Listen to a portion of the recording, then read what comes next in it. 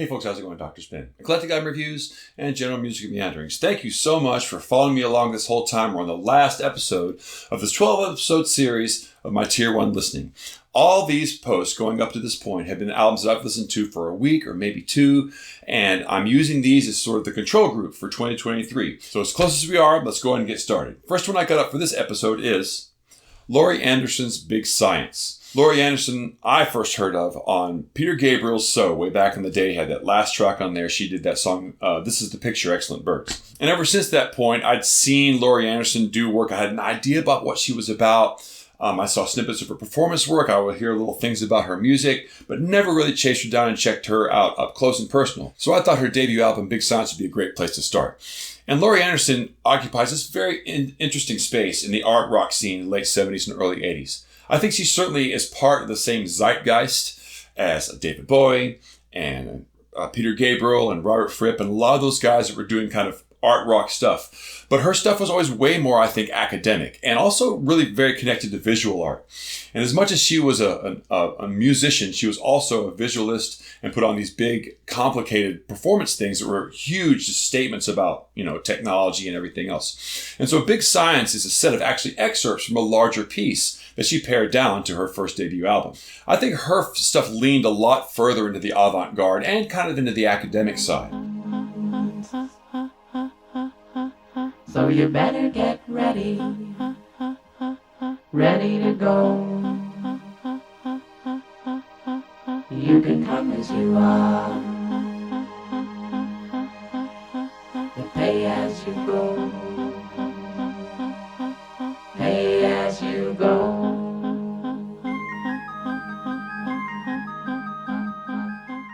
That song, Oh Superman, ended up kind of being a low-key hit in the UK and propelled her into the public eye a little bit more. But she never really, I think, had the idea of trying to be a pop, radio-friendly singer.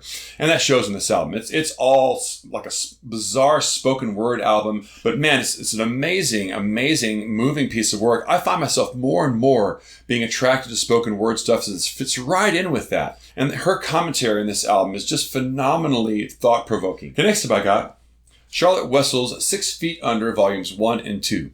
This actually was originally released as two separate albums separately, but I purchased them as a part 1 and 2, and I've always kind of conceived of it as a double album. And I think it works pretty well if you look at it that way. Charlotte Wessels made this album shortly after she had a pretty long stint with the progressive metal band Delane. She left that band under the auspices of creative differences.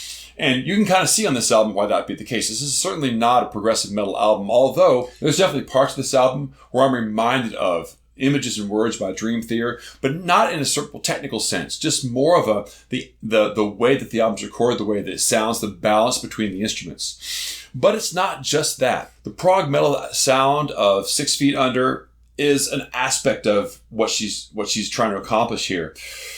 Because I think there's also a large variety of other kinds of genres that she's putting into the mix as well. And they all really seem to go here very well underneath her vision.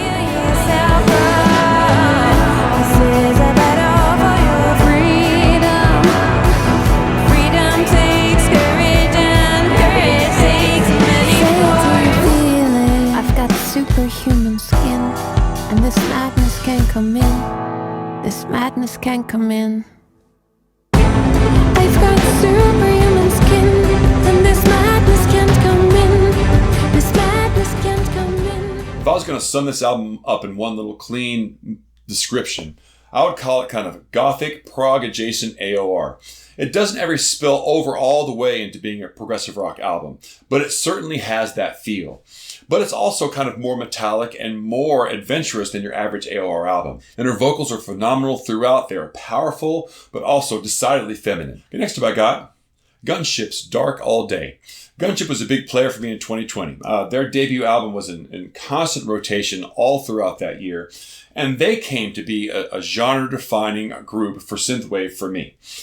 They specifically try to mine the 80s and the 80s sound and the 80s aesthetic to pull back the veil a little bit on nostalgia in both a positive and a negative light. This is the thing that's interesting about Gunship, because many other synthwave groups try to focus on the sort of bright and sunny side of the 80s. But those of us that lived there remember that the 80s had a real dark side to it. And I think that Gunship is very good at straddling the positive feelings of the 80s with its dark overtones.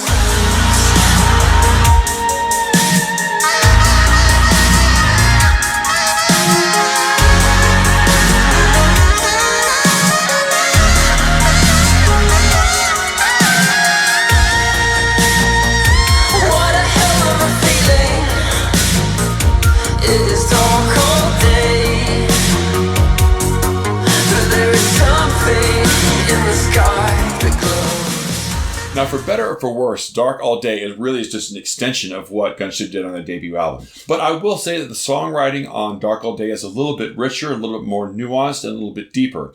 But it's also a little bit more over the top. And that is something that is also an expression of the 80s. There was a hyper-indulgent aspect to 80s music that is kind of reflected here. And finally, I got Rammstein's Sehnsucht.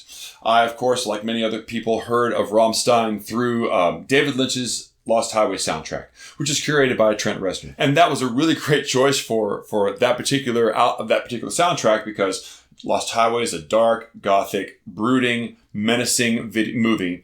And certainly that's what Rammstein's trying to get by.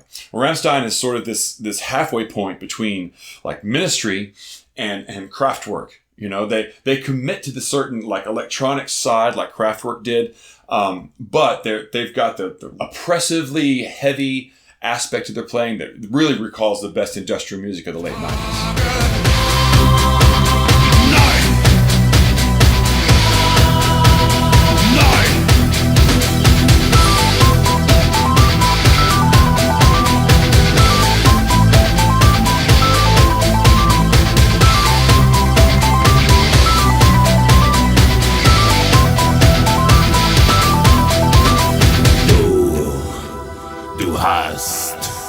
Du hast mich.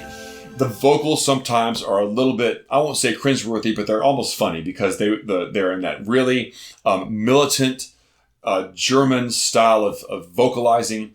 And sometimes it's hard to take it seriously, even though the performance is a great sell for the style that they're playing in. But the beefy guitars and the robotic drums, they go down super easy, and they propel this recording forward in a way that's really super compelling.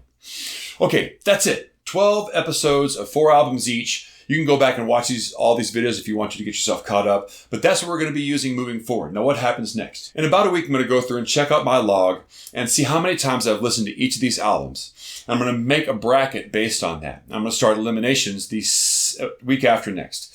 And you can see how the outcomes of those eliminations over on my blog. But alongside my personal bracket, I'm also going to be running a viewer's bracket. So anybody who wants to be involved in voting on viewer outcomes for each of these showdowns, please go head over to my Patreon page and figure out how you can subscribe. I'll be sending you several showdowns a week. Each showdown is 2 videos. You get exposed to lots of cool new music and have your voice heard. And by the end of the year, I should have a whole separate top 20 based entirely on my viewers' input. If you want to know when more videos are going to happen, please like and subscribe and share this video out with your friends. Follow me over on Spotify.